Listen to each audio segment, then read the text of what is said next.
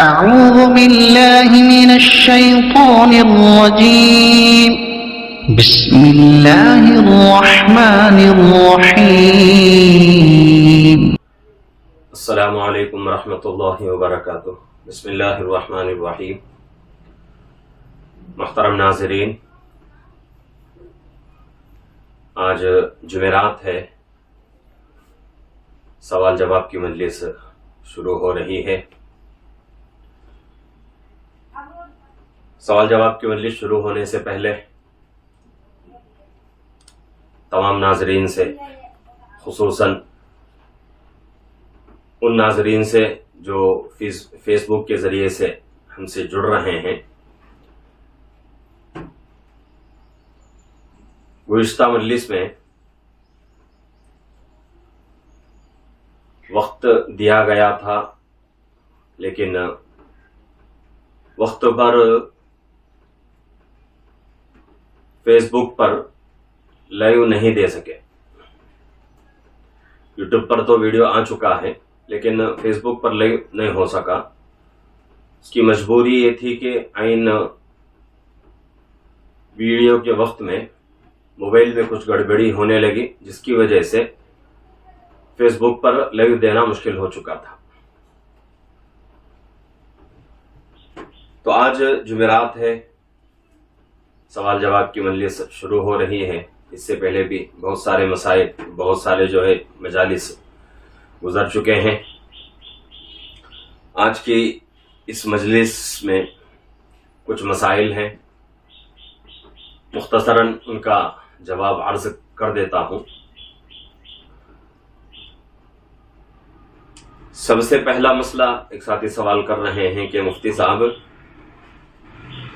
بہت سارے لوگ یہ کرتے ہیں کہ کسی کا انتقال ہو گیا تو انتقال ہونے کے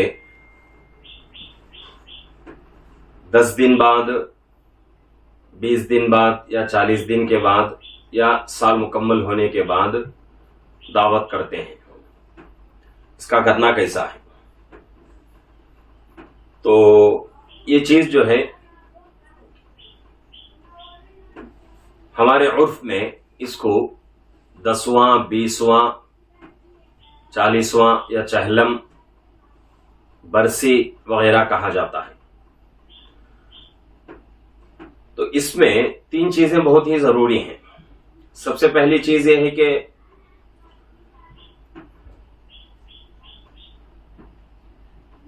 اگر ہمیں کھانا وغیرہ کھلا کر میت کو ثواب پہنچانا ہے تو اس کے لیے ہم نہ تو دن متعین کریں گے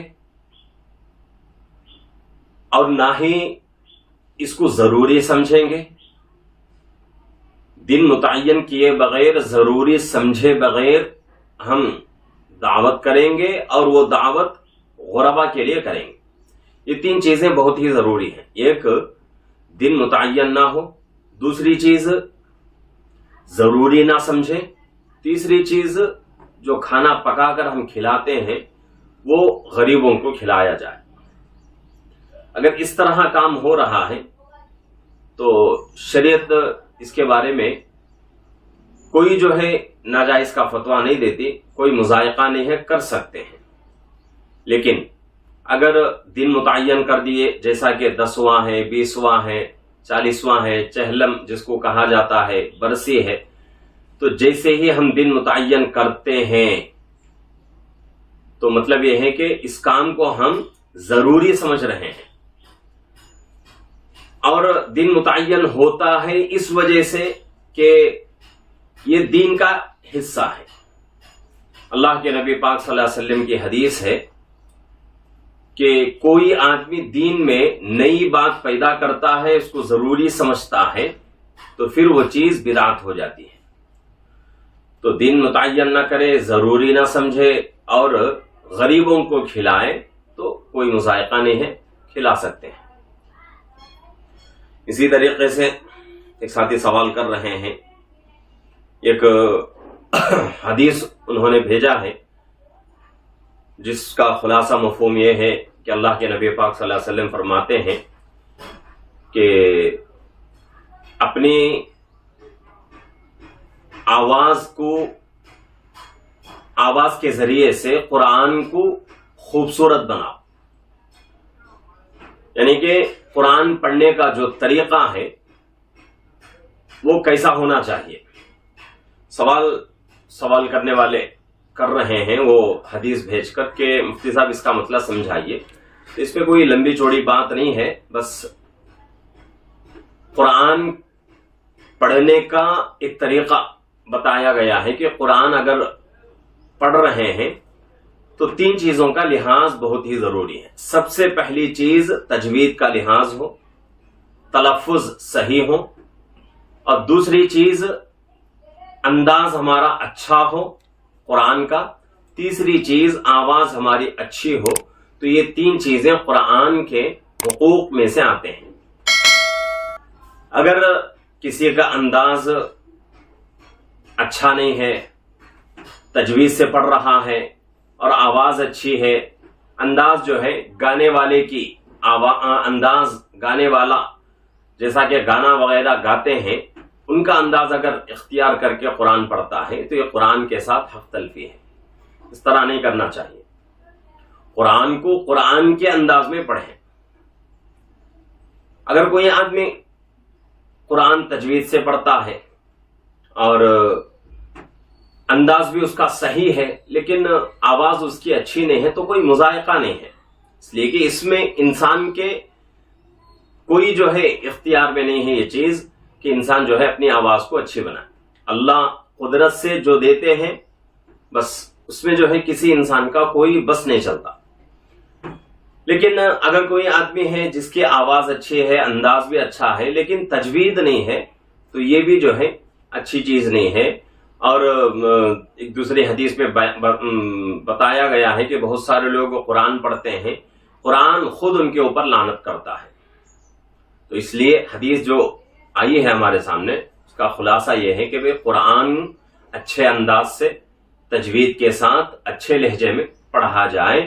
اسی کو کہا گیا ہے کہ قرآن کو اپنی آواز کے ساتھ مزین کرو، خوبصورت بناؤ. تیسرا مسئلہ ایک ساتھی سوال کر رہے ہیں کہ مفتی صاحب غیر مسلم کے ساتھ ہمارا کیسا برتاؤ ہونا چاہیے. تو یہ مسئلہ جو ہے بہت ہی آج کے حالات کے اعتبار سے اور خصوصاً ملک کے حالات کو مد نظر رکھتے ہوئے اس کو سمجھنے کی ضرورت ہے. غیر مسلم چاہے وہ کسی بھی مذہب سے اس کا تعلق ہو، اچھا اور بھلائی کا برتاؤ کرنا چاہیے. اس کا مطلب یہ نہیں کہ بھئی صرف غیر مسلموں سے اچھا برتاؤ کرو اور خیر کا بھلائی کا برتاؤ کرو، مسلمان کو جو ہے کنارے لگا دو، مسلمان کا کوئی جو ہے اس میں ذکر نہیں ہے. ایسا نہیں ہے، مسلمان کے ساتھ کرتے ہی ہیں لیکن مسئلہ آتا ہے غیر مسلم کا. غیر مسلم کے ساتھ کیسا رہنا ہے تو ہم جو ہے ان کے ساتھ اچھائی سے پیش آئیں اور بھلائی کے ساتھ رہیں. یہ بہت ہی ضروری ہے اور خصوصاً آج کے زمانے میں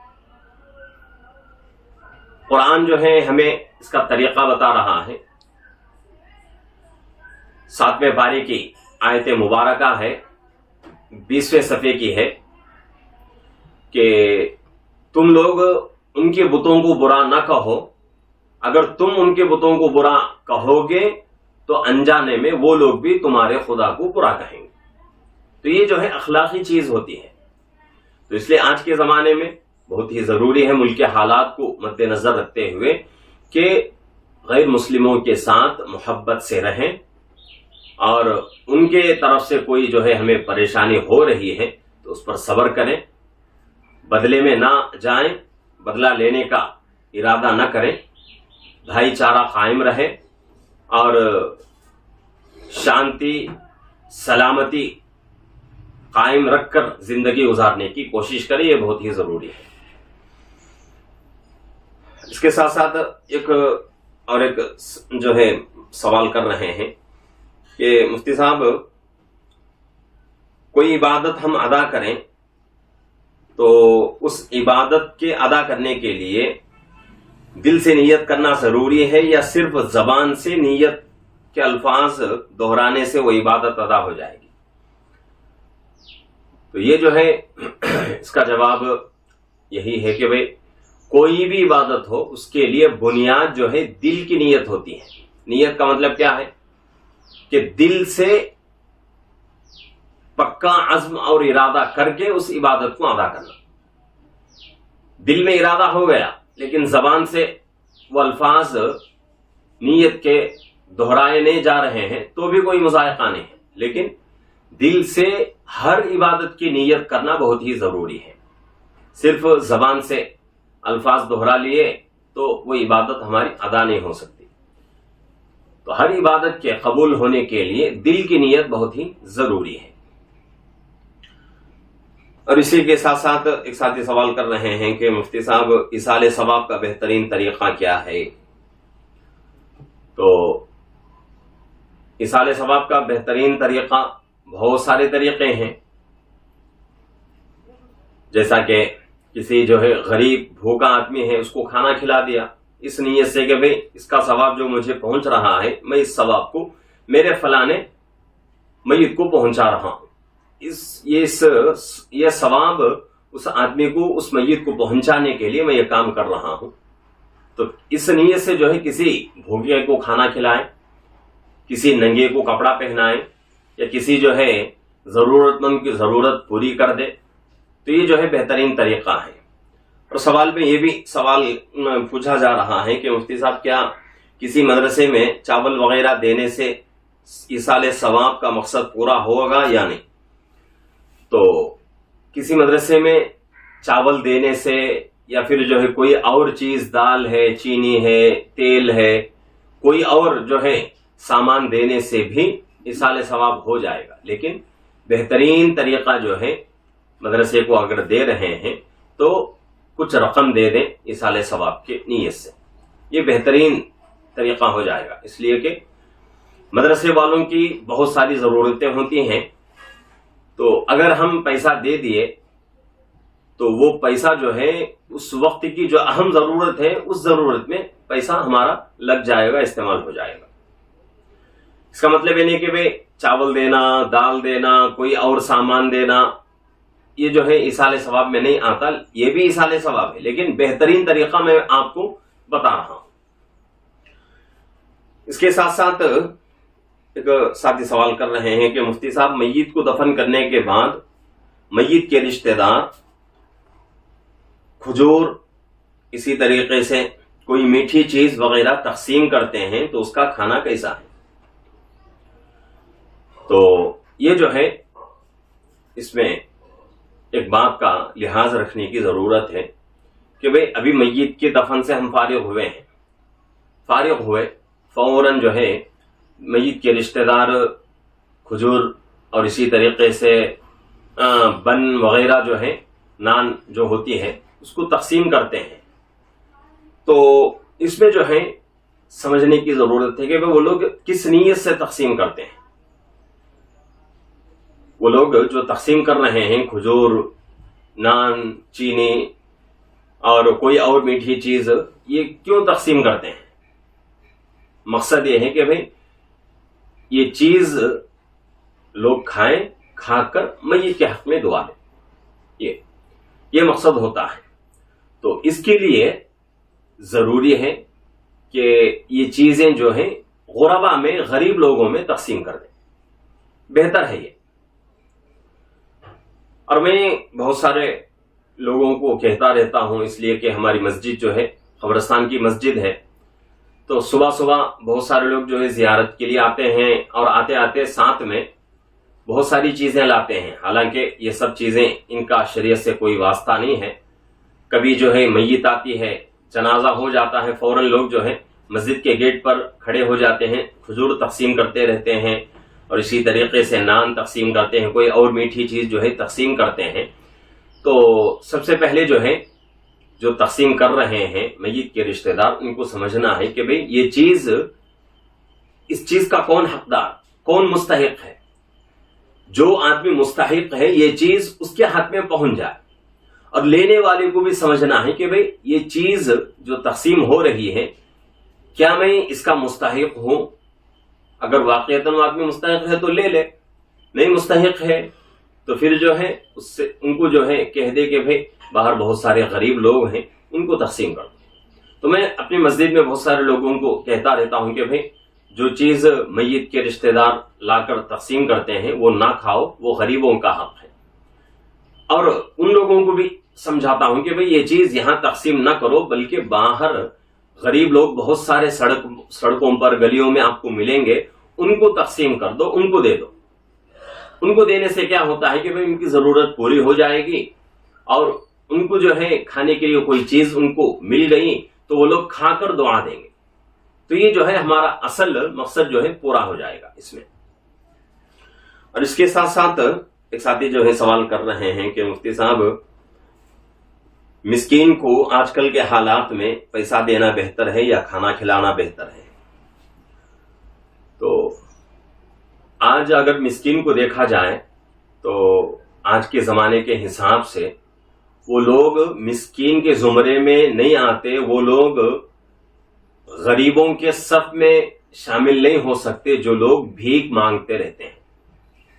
اس لیے کہ غریب اور مسکین شریعت میں کس کو کہا گیا ہے کہ بھئی ضرورت مند ہو، لیکن ضرورت مند ہونے کے باوجود اپنی ضرورت کو چھپائے، بھیک نہ مانگتا ہو۔ بھیک مانگنے والے کو شریعت غریب نہیں کہتی، محتاج نہیں کہتی، مسکین نہیں کہتی۔ آج بہت سارے بھکاری ایسے ہیں پیسہ مانگتے رہتے ہیں اور پورے شہر میں جو ہے مانگتے پھرتے رہتے ہیں، اور خود ان کے پاس کئی لاکھ روپیہ جمع ہو جاتا ہے۔ آپ حضرات کو بھی معلوم ہو کچھ دن پہلے جو ہے ایسے خبریں آئی تھیں، آپ کے بھی علم میں ہوگا کہ بھئی فلانا ایک بھکاری جو فلانی جو ہے ایک بڑے سٹی میں جو ہے بھیک مانگتا تھا، اب اس کی جائیداد اتنے کروڑ کی ہو گئی۔ تو ایسی خبریں آتی رہتی ہیں، تو اس لیے وہ غریب، وہ آدمی جو اپنے آپ کو غریب ظاہر کر کے بھیک مانگتا رہتا ہے، اس کو پیسہ دینا اور اسی طریقے سے کھانا دینا، اس سے کوئی فائدہ نہیں ہوگا۔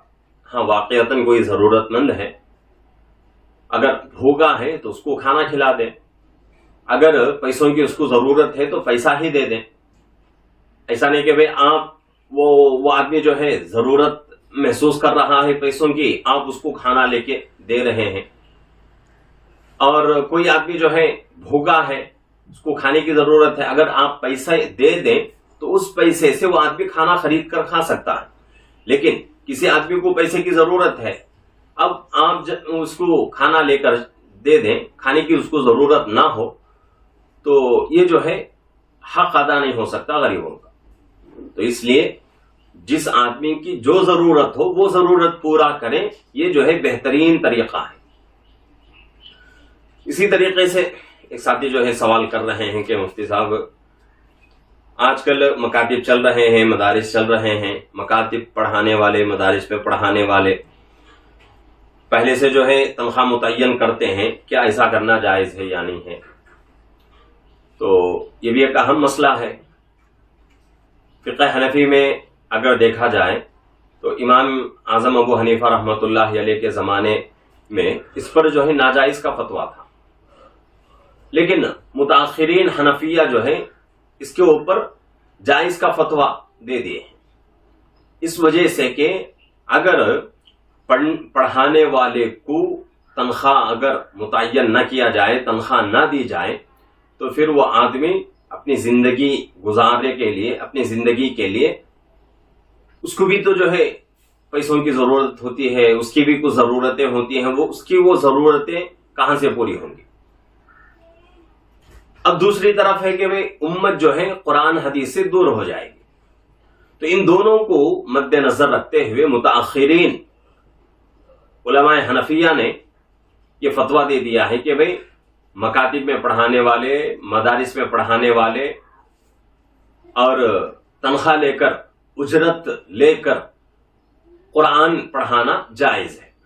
تو اسی میں جو ہے مدارس کا مسئلہ بھی آتا ہے، مکاتب کا مسئلہ بھی آتا ہے۔ تو صاف سیدھی بات یہی ہے کہ بھئی آج کے زمانے میں مدارس میں اور مکاتب میں پڑھانے والوں کو تنخواہ متعین کرنا اور تنخواہ دینا یہ جو ہے اس کا حق ہے، اس لیے کہ ہمارے بچوں کی آخرت بنانے کے لیے وہ آدمی جو ہے اپنی زندگی لگا رہا ہے اور ہم جو ہے اس کو تنخواہ نہ دیں، یہ جو ہے انسانیت نہیں ہے۔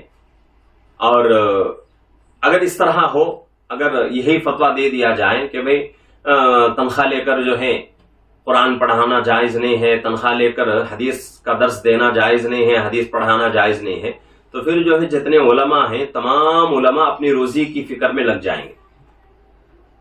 پھر امت کو کون سنبھالے گا؟ امت کے بچوں کو کون قرآن حدیث پڑھائے گا؟ تو اس لیے آنے والی قوم جو ہے پوری جاہل ہو جائے گی، پوری بددین ہو جائے گی۔ تو اس بڑے نقصان کو سوچتے ہوئے یہاں جو ہے جائز کا فتویٰ دیا گیا ہے۔ اسی طریقے سے ایک ساتھی سوال کر رہے ہیں کہ مفتی صاحب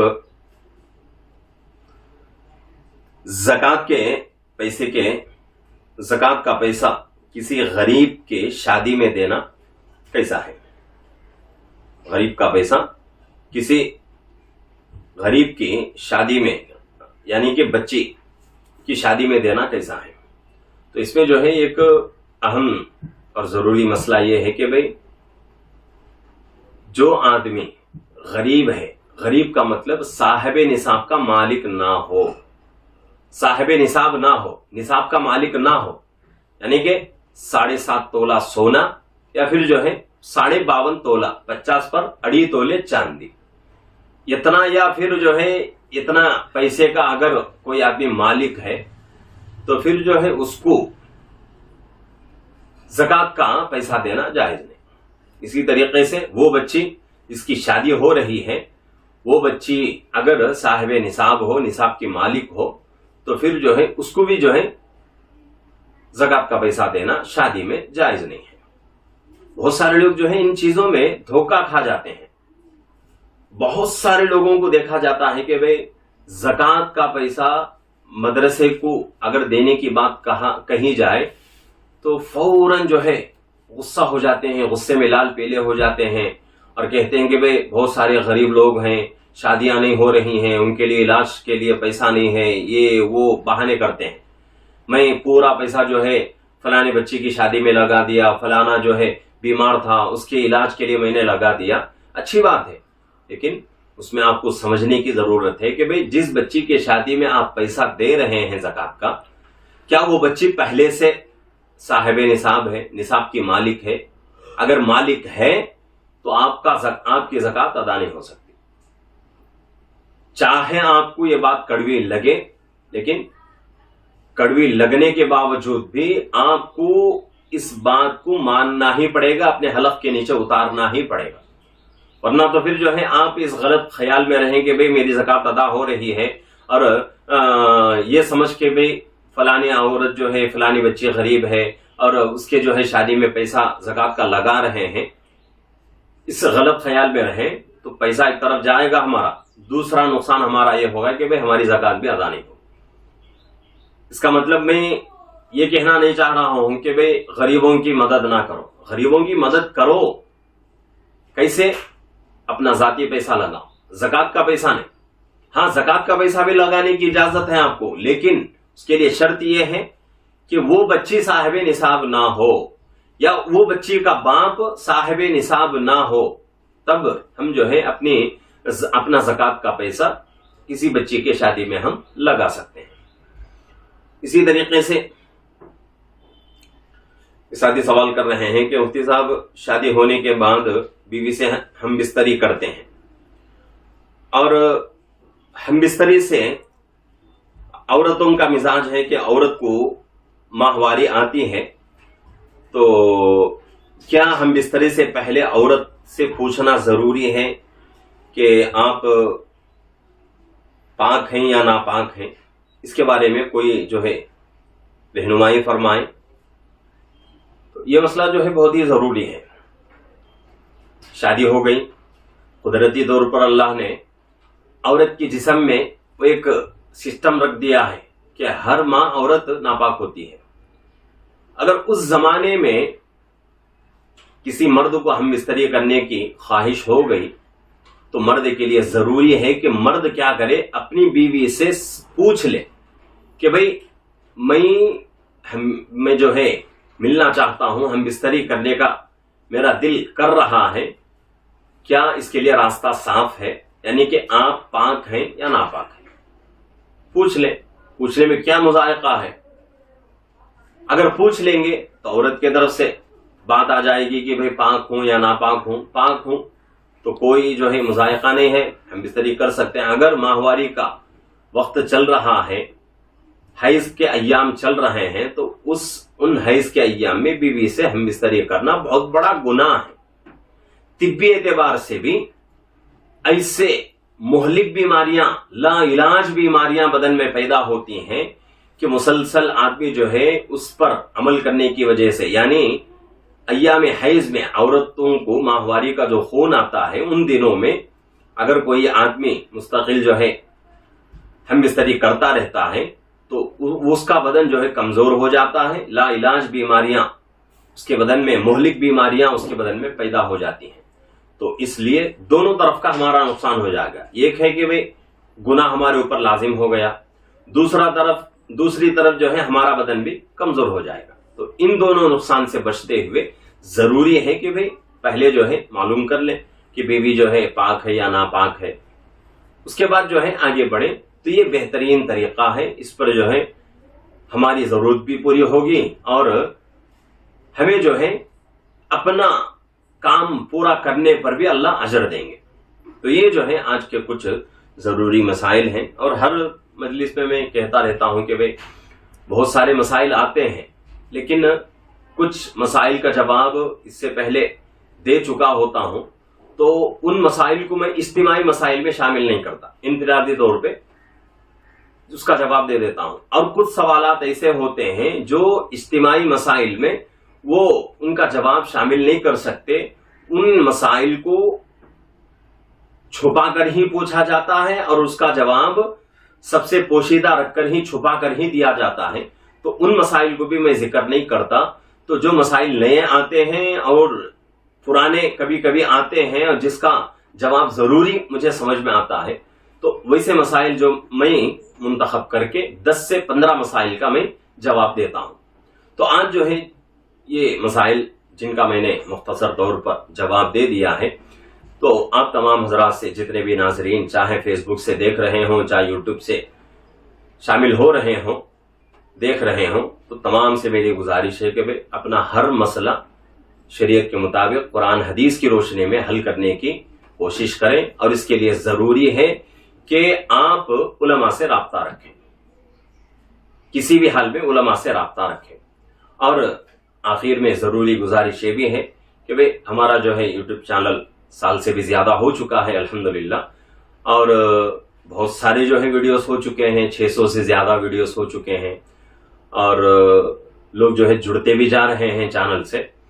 تو جتنے ناظرین دیکھ رہے ہیں، ہر فرد سے میں جو ہے انفرادی طور پر گزارش کروں گا کہ جتنا ہو سکے ہمارے چینل کو جو ہے شیئر کرنے کی کوشش کریں، اور اس کی اشاعت میں حصہ لیں، اس کو پھیلانے کی کوشش کریں۔ اور اسی طریقے سے فیس بک سے جو لوگ لائیو دیکھ رہے ہیں ان حضرات سے بھی گزارش ہے کہ ہمارے اس فیس بک پیج کو جو ہے لائک کریں اور دوسروں سے جو ہے شیئر کرتے رہیں، تاکہ آپ کا بھی فائدہ ہو، دوسروں کا بھی فائدہ ہو۔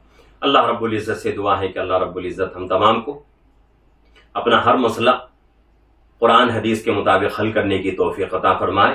اور آخر میں جو ہے ایک بات ضروری ہے عرض کرنا، بات جو ہے ذہن سے نکل گئی تھی، پھر اللہ کا احسان ہے کہ ذہن میں بات آ گئی۔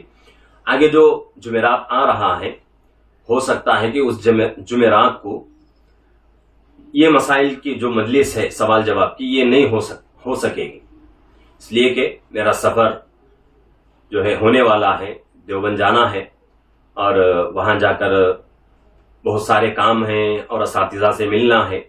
تو اس لیے جو ہے ہو سکتا ہے کہ اگلے جمعرات جو ہے میں یہ مجلس نہیں کر سکوں، لیکن جس کا جو بھی سوال ہو سوال کریں، انفرادی طور پر جواب دوں گا۔ اور اس کے ساتھ ساتھ جو ہے آئندہ جو یعنی کہ اب 17 یعنی کہ 17 تاریخ جو آ رہی ہے اگست کی، اس کے بعد والی مجلس میں انشاءاللہ وہ تمام مسائل کا جواب میں دینے کی پوری کوشش کروں گا۔ السلام علیکم ورحمۃ اللہ وبرکاتہ۔